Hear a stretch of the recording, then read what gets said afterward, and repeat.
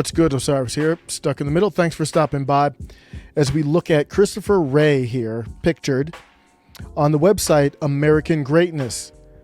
They talked about the two acquitted in the Whitmer case, and what we see here is what I would describe as FBI misconduct. And I would say entrapment, in my words. I'm not going to use legal words because I'm not a lawyer. But no matter how this verdict went, it did not change the facts that we knew about this case and how it was handled by the FBI. This is the latest in a plethora, an array of stories of the worst things that are happening in our country, from the battle for education at the local level, to the handling of the pandemic, to J6, to everything that's going down, Black Lives Matter. It all goes towards an attempt to squash populism. And that's where I'm going to take this. And for me, it wouldn't matter what the verdict was. We have facts on how the FBI handled it. Just did the video on Tim Pool and why I don't trust the FBI. If the FBI is involved with the Tim Pool swatting, so I called it SWAT cast because he's getting swatted so often, which is a very serious thing. This is a guy who, I'm going to get to this story here in a second. The headline of the Whitmer case, two of the four people found not guilty, and then the jury could not reach a unanimous decision. So Tim Pool gets swatted constantly. This is a guy who has not sold his company, has not sold out. It seems like it would be hard to buy him out. And my impression is, why can't the FBI figure out what's going on? Is this the next step? If you can't get bought out, you have too much influence, too much power, then what's the next step? Other types of pressure. Swatting is dangerous. You could get killed. It's not a joke.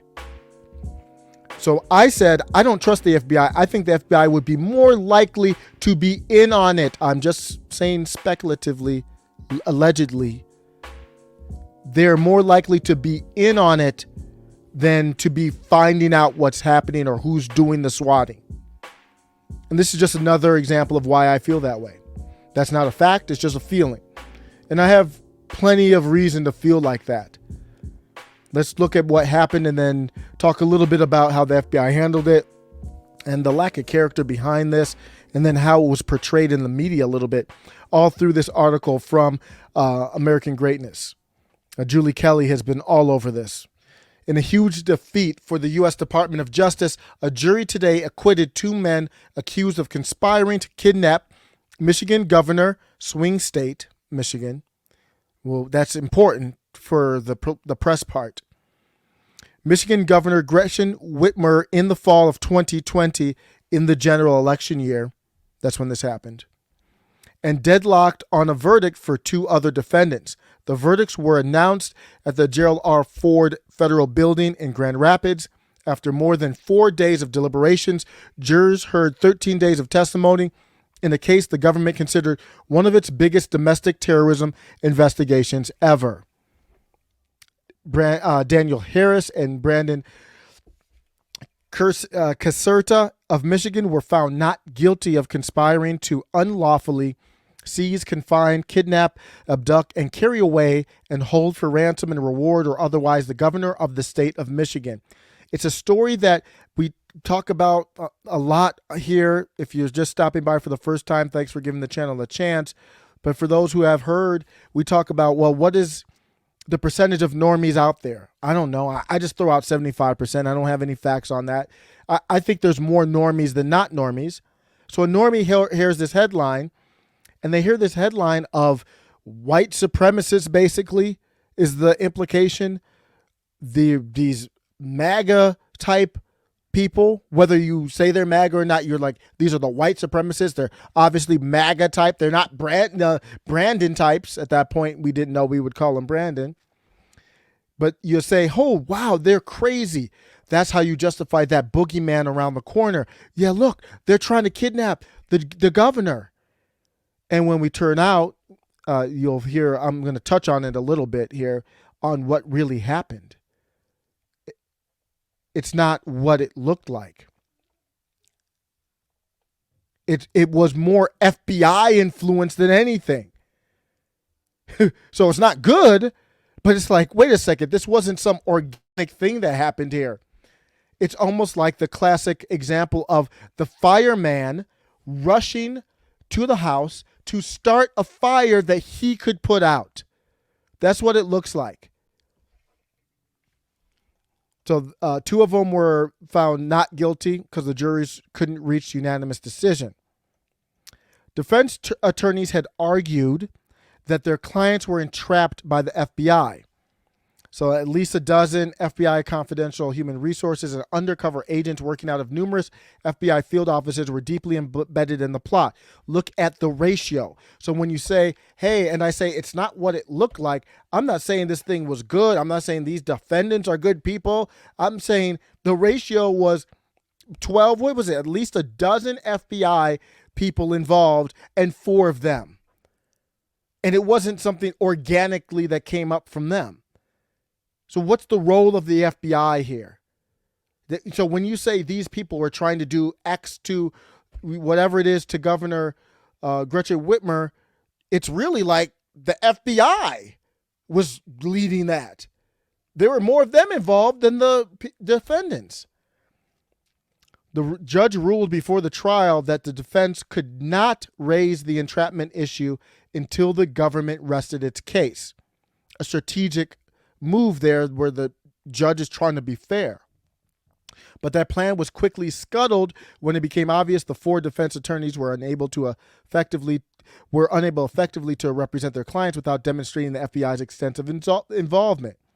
To prove entrapment, the defense had to convince the jury that the government induced the criminal behavior. So the headline sounds a little bit different than if you say FBI induced 4 people into Gretchen Whitmer abduction. Now you're like, wait, what's happening? Instead, that's not the headline we got, but that's what the jury decided.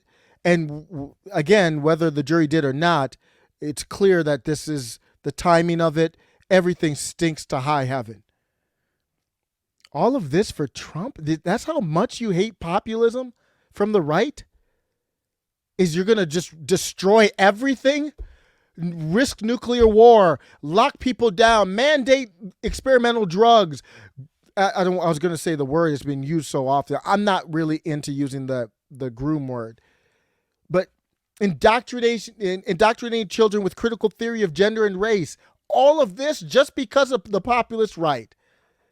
I don't know. I'd rather just give even if I didn't agree, I'd rather just give the populist right a chance than go through all this nonsense. I mean, it's just literally burning the whole thing down to stop it. FBI loses complete credibility. So when anything happens, I'm looking at the FBI like, yeah, I don't know if you're really energized because it doesn't fit your politics. That's the FBI I'm looking at like that. Against the objections of the prosecutors, of course, the judge notified the jury last Friday they could consider entrapment. And in my impression, I did not watch this trial. In my impression from people like Julie and others who are doing it, it would have been hard for the jury to acquit or even be hung up if they weren't allowed to do that. The judge advised the jurors to ask themselves whether the agent or informant persuaded the defendant who was not already willing to commit a crime to do something illegal. So for 2 of them, the jury said that they were persuaded by the FBI informant. There was a big roster of FBI agents, like I just talked about, at least a dozen. And Dan Chappell was the lead informant and the government star witness, known as Big Dan, explained how he brought the makeshift group of alleged militia, very loosely termed. Like the word militia has a lot of connotation and strength to it. This is a militia. They're pathetic, sad people here that we're talking about. Alleged militia members together after he was hired by the FBI in March of 2020. Hired in the FBI right right at the precipice of the general election. And this messaging in a swing state, looking to present Governor Gretchen Whitmer as a potential victim of a crime, FBI initiating this stuff. That's what the jury said. Chappell created encrypted chat groups and organized excursions for field training and surveillance of Whitmer's cottage. He, along with other FBI informants, posed as leaders of 2 militia groups, at least one of which was created by the FBI. So the jury's looking at this and they're like, damn, I don't know who's doing what. It looks like the FBI was the one leading all this, and these other people are just followers.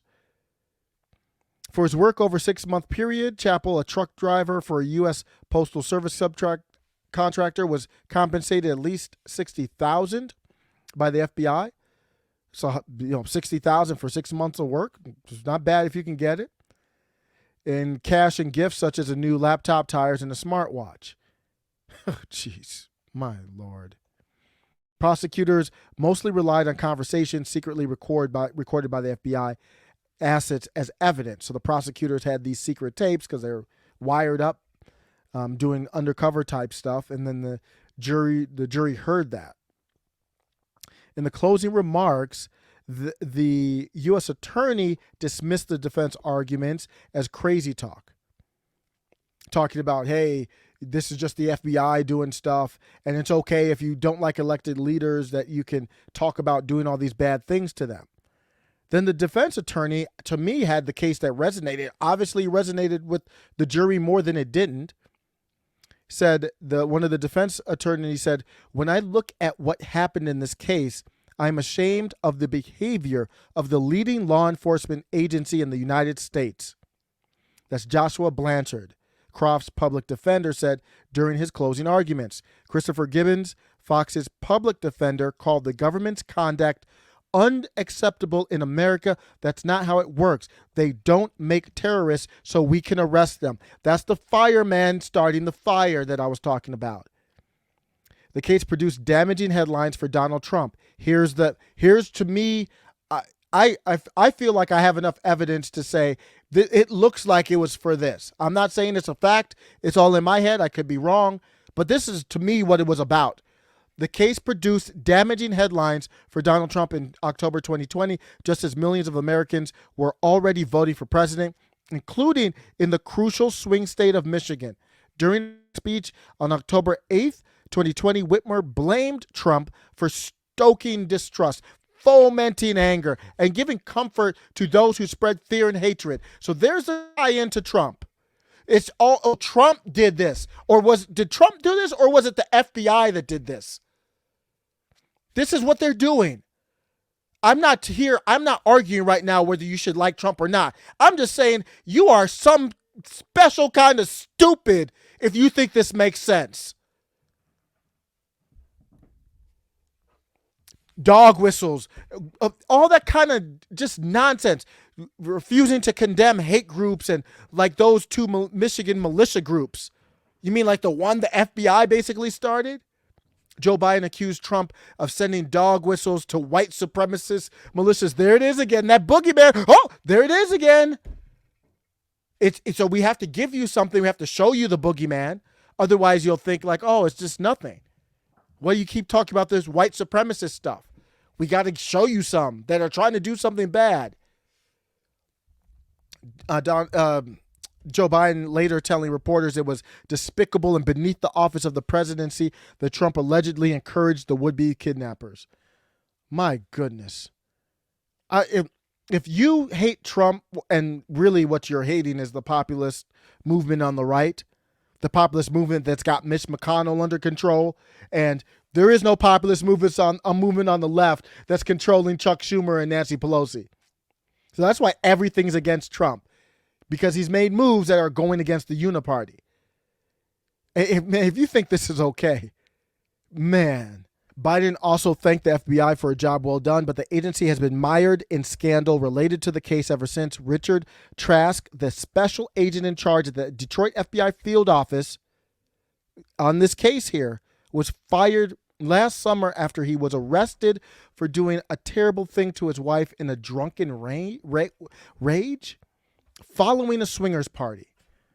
Reporters also found anti-Trump sentiment on Trask's Facebook page. What morals do you have to stand on to tell anybody about anything? If you know about this, and this has been out there for a long time, we knew about this last year, to stand on this and to say I'm against Trump. I don't even want to talk about Trump at this point. I want to talk about you. If you know this and aren't talking about it or don't care about it, I want to talk about you. There's nothing wrong with I'm not going to say there's nothing wrong with Trump. It's something wrong with you. That's what I want to talk about. There's something internally going on here. If you think the timing of all this, the number of FBI agents involved, the verbiage from Gretchen Whitmer and Joe Biden around this on the 2020 election, if you think that that's all on the up and up, all okay with you, don't worry about Donald Trump or anybody else. You've got to find a mirror first. 2 FBI agents who handled Chappell were removed from the government's witness amid accusations of unethical conduct. So we've got more of this high ratio of FBI's involved with the case, more of them, or FBI agents involved with the case, having all kinds of problems. So this dude here was an informant, Steve Robeson, a longtime FBI informant, convicted felon, was doing other crimes while working on the Whitmer investigation. Seems like they might have been only concerned about how that could have been tied into Trump. I'm just going to end with this. Everything at some point points towards anti-Trump, anti-populist right sentiment or motivation. Even if it doesn't start like that, it ends like that or twists into that. At some point, that's going to go towards you because you're not controlling it. So if you think this is okay, that's fine. And I'll give you an example. These black identitarians who are on the Democratic side, they're letting the border flood in with immigrants, illegal immigrants. You do realize that that's the Democrat Party, the same party that you're shilling for. They're trying to marginalize your vote and your say. They don't trust you anymore. They gave you the litmus test with the pandemic, and we saw that the numbers showed there were a lot of black Americans who weren't ready to take that experimental drug. And that was the litmus test. And they're like, we don't trust. They were already thinking about marginalizing the black influence with LGBT in general, and then also way more with immigration, millions of people coming over the border, and they want all of them to be citizens. That means they want all of them to drown out your voice. If they thought for a second any one of those people coming across the border had any type of chance to become a populist right figure or even a real populist left, they wouldn't be able to get their pinky toe over the border. They'd be taken care of by the Democrat Party. You remember Cuba, when there were Cuban refugees, and Ted Cruz was like, let's bring them over. I know why he wanted to. They tend to be more conservative, maybe will vote Republicans. The Democrats were like, hell no, they're not coming over. The ones that we think we can get, yeah, they come on through. The ones that are in Florida, maybe turning more red, oh hell no. And you know the numbers aren't even close. My point is, just forget about whether you like Trump or not. Take a look at yourself. Let me know what you think. Take care.